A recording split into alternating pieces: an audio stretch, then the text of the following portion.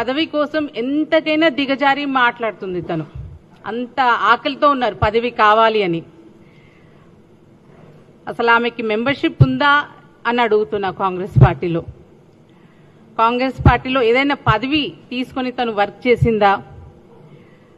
ఆమె అసలు కాంగ్రెస్ పార్టీ నాయకురాలేనా?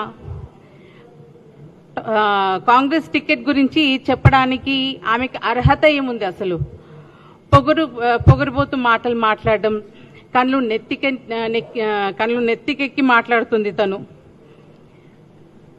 అహంకారానికి హద్దు లేకుండా ఇష్టం వచ్చినట్టు మాట్లాడుతుంది ఆవిడ.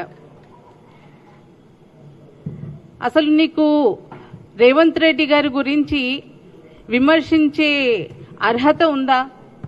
ఎంత ధైర్యం ఉంటే నువ్వు అలా మాట్లాడుతున్నావు? పరకాల నుంచి పోటీ చేస్తానంటున్నావు. నిన్నెవరు వద్దనట్లేదు. ఇండిపెండెంట్గా నువ్వు పోటీ చేసుకో. మా తరఫున ఎవరు రిక్వెస్ట్ చేయట్లేదు. మా పార్టీ నుంచి పోటీ చేయమని ఎవరు రిక్వెస్ట్ చేయట్లేదు. ఇండిపెండెంట్గా చేస్తే చేసుకో.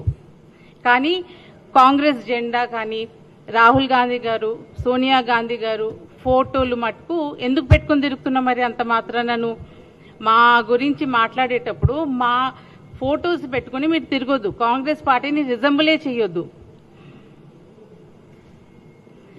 అలాగే ప్రజెంట్ అక్కడ ఉన్న ఎమ్మెల్యే గారి గురించి ఇష్టం వచ్చినట్టు మాట్లాడుతున్నావు. ఆయన ఎగ్జిస్టింగ్ ఎమ్మెల్యే. అది కాకుండా ముఖ్యంగా ఆయన ప్రజల్లో ఉండే మనిషి, ప్రజలతో ఎప్పుడు ఉండే మనిషి కాబట్టి రేవంత్ రెడ్డి గారు మద్దతు ఇచ్చారు ఆయనకి. నువ్వేం చేసావు? ఎప్పుడు చూసినా ఒక ఆపోజిషన్ వాళ్ళకి సపోర్టింగ్లీ మాట్లాడావు తప్పితే పార్టీకి ఫేవరబుల్గా ఎప్పుడు పని చేయలేదు, మాట్లాడలేదు. రేవూరి ప్రకాష్ రెడ్డి గారు పెద్ద మనిషి కాబట్టే రేవంత్ రెడ్డి గారు మద్దతు ఇస్తూ ఆయనకే సపోర్ట్ చేస్తున్నారు. ఆయనను పట్టుకొని ఇష్టం వచ్చినట్టు నువ్వు మాట్లాడుతున్నావు. ఎగ్జిస్టింగ్ ఎమ్మెల్యే ఉన్న కాన్స్టిట్యున్సీ వెళ్ళి నేనే ఎమ్మెల్యే, నేనే టికెట్ తెచ్చుకుంటాను, ఇండిపెండెంట్గా ఫైట్ చేస్తాను అని ఇష్టం వచ్చినట్టు మాట్లాడుతున్నావు. అసలు నీకు అంత ధైర్యం ఎవరిచ్చారమ్మా? అలా మాట్లాడే రైట్స్ ఎక్కడున్నాయి నీకు? నీకెవరైనా పరకల రాసిచ్చారా? కుటుంబంలో ఫ్యామిలీ పాలిటిక్స్ వద్దనే పబ్లిక్ బీఆర్ఎస్ ని ఓడించి కాంగ్రెస్ పార్టీని తీసుకొచ్చారు. కాంగ్రెస్ పార్టీ ఎప్పుడూ కూడా ప్రజలతో, అలాగే ఎగ్జిస్టింగ్ నాయకులు ఎవరైతే కాంగ్రెస్ పార్టీకి లాయల్ గా ఉండే నాయకులకి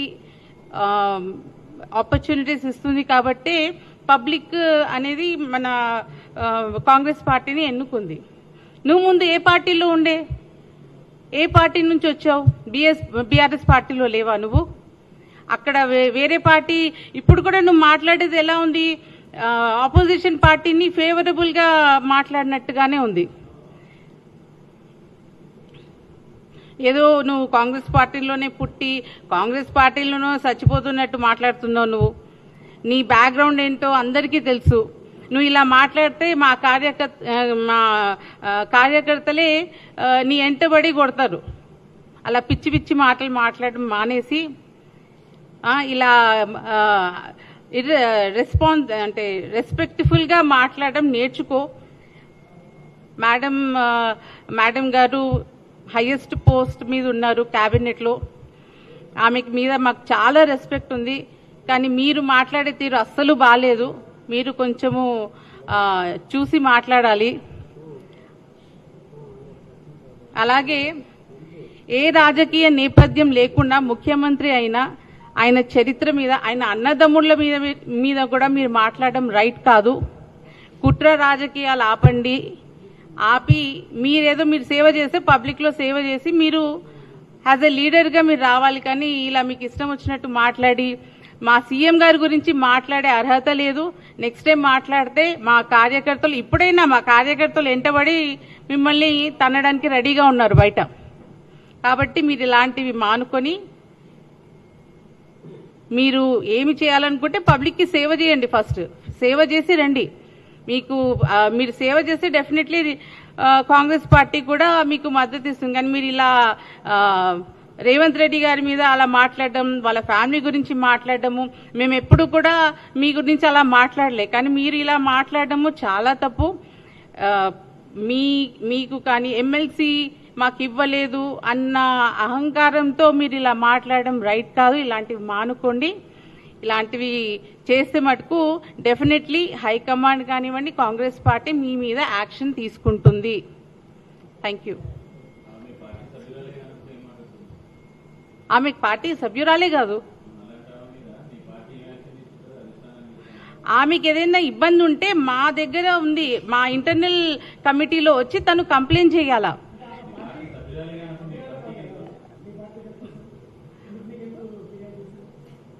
ఆమెకి ఇష్యూస్ ఇప్పుడు తను మళ్ళీ ఎందుకు మా ఫోటోలు పెట్టుకుని మా సింబల్స్ పెట్టుకుని తిరుగుతుంది? మరి ఫోటోలు పెట్టుకుని వాళ్ళ ఫ్యామిలీ నుంచి వచ్చినట్టు మాట్లాడుతుంది ఆవిడ.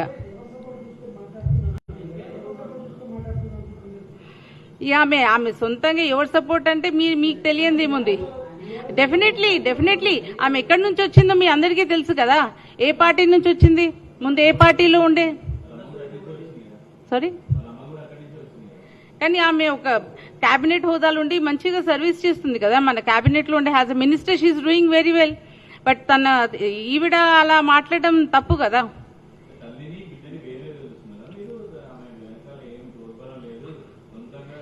Yes, she's doing independently. She's speaking. ఇది మొదటిసారి కదా, ముందు చాలా సందర్భాల్లో అలాగే మాట్లాడింది. ప్రతిసారి మేము ఊరుకున్నాము, బట్ ఈసారి మటుకు మేము ఊరుకోము. మళ్ళీ ఇలాంటి మాటలు ఆల్రెడీ మా కార్యకర్తలు చాలా కోపంలో ఉన్నారు. ఆవిడ ఎక్కడ కనబడితే అక్కడ తన్నడానికి రెడీగా ఉన్నారు.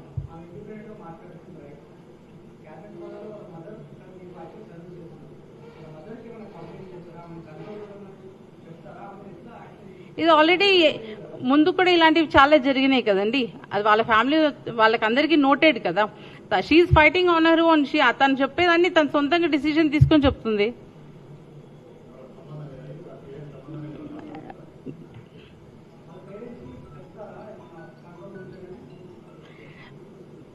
తను చిన్న అమ్మాయి కాదండి, స్కూల్ పోతలేదు కదా. She's a mature lady. She must ఏది మాట్లాడినా ఎవరు మాట్లాడినా హద్దులో ఉండి మాట్లాడాలా. ఇష్టం వచ్చినట్టు నోటికి వచ్చినట్టు మాట్లాడద్దు కదా.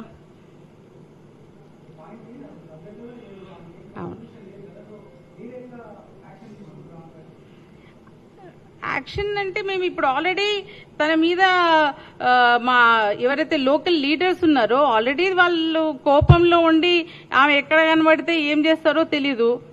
యాక్షన్ తీసుకోవడానికి అట్లేం లేదండి. ఆమె గురించి మాట్లాడాల్సిన అవసరం కూడా మాకు వచ్చింది. It's unfortunate that we are speaking about her. అసలు మాకు ఆమె గురించి మాట్లాడాల్సిన అవసరం కూడా లేదు. Because she is nothing in our party.